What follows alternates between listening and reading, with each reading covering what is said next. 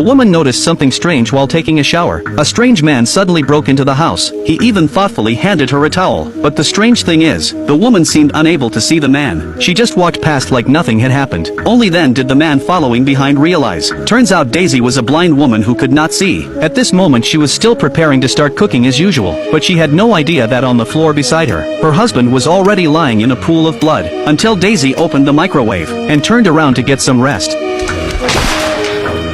Only then did Daisy sense something was wrong. She touched the bloodstains on the ground with her hand. Only then did she realize something serious had happened at home. Turns out her husband had already stopped breathing. She instantly broke down and tried to get up to find help. But when she turned around she bumped straight into the strange man. Daisy was completely terrified. She immediately ran to the other side of the living room. But the man made no sound at all. He just wandered around quietly. That made the already blind Daisy freeze in place. She quickly asked the man how he got inside. But he just kept throwing bases, using the sound of them smashing, deliberately making Daisy panic in confusion. Realizing the man had bad intentions, Daisy quickly ran for her life. She first hid in the bedroom to buy some time. To get timely help, she opened the laptop on the bed. Using its voice recognition function, she sent a distress text to her sister, but the voice recognition was still too slow. At that moment the man smashed the window with a chair, then suddenly lunged forward and pinned Daisy to the ground. Within minutes she was tied to the bed, but the man's purpose seemed to be hiding something, because Daisy's home was in a busy city area, yet the man showed no sign of urgency. He even helped Daisy wipe the blood off her hands and clean some wounds on her legs. That made the blind Daisy even more confused. Could it be the man was not after money? While Daisy was still puzzled, the man actually untied the ropes, then told her a shocking secret. He claimed Daisy's husband was never a banker. All these years he had been secretly doing bad things. In fact, he was a thief just like him. He even took off with the stolen money from his own partners, and Jeff came here just to get that money back.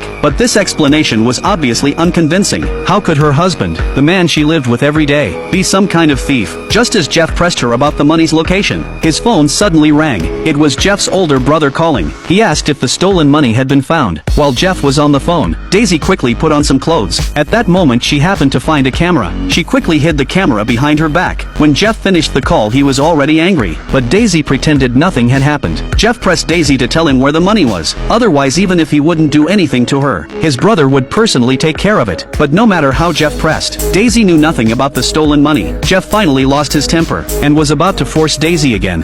Come on, wait.